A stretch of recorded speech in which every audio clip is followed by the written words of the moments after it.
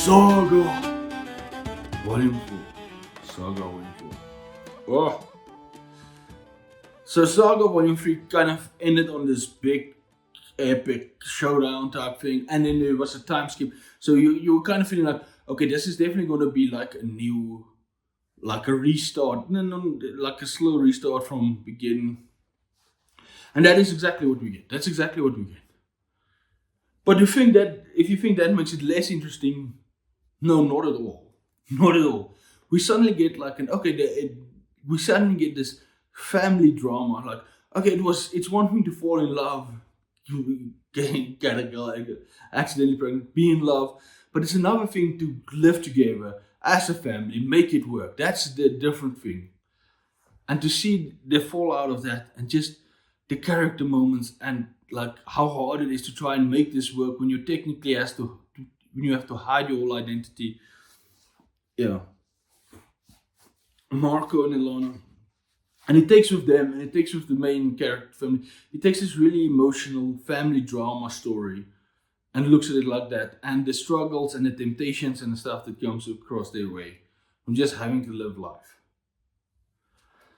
So, and that's really nice, just getting that chance to look at it closer and not the big crazy stuff happening and the chases and stuff. To make up for that, we get on the other side of the story, we get like other new characters introduced and stuff, especially in the robot, whatever world it is, like the Prince Robot 4 storyline. There's a new guy introduced there, and we really get, what I love about this is we really get a lot from the Prince Robot 4 storyline in this, and it's fascinating because he is such an interesting, unique character that felt like he was a little bit underused up till then. We really get it. It's so good. And the hierarchy, we really get into the caste system, the hierarchy of that specific society, the madness of it.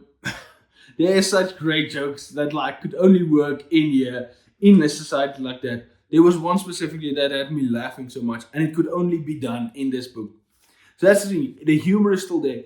The crazy chaos of that storyline, and the insane, and like a lone vigilante type guy that just goes off like, no, I want justice, and I'm gonna go crazy.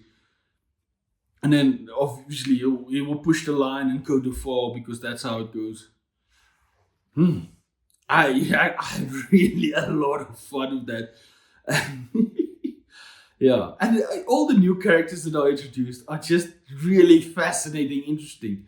They're not like, I don't care about this. No, you're like, yes, this is an awesome, interesting character. Even if and that doesn't mean they're a good character, but they are like interesting and fascinating. And the heart is still there, and it gets into your feelings. It even warns you about something that's going to happen soon. And you're like, oh no, and then you wait for it and you see it coming, and it's like, yeah, no, I can. But they even didn't even have to. You can start seeing it coming, like, yeah. But then you get knocked down to get back up. It's very much a setup for the following volumes that are going to come, but it's such a good setup. And like by the later chapters, I think it's literally just in the last chapter, we finally get some of our characters that had a bigger role.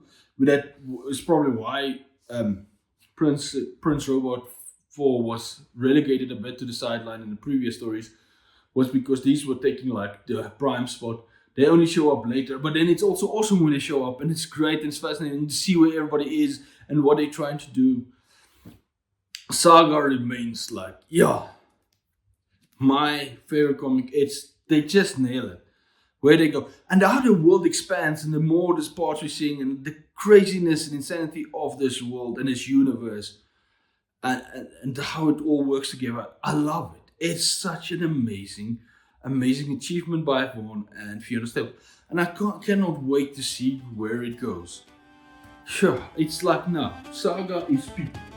Yeah.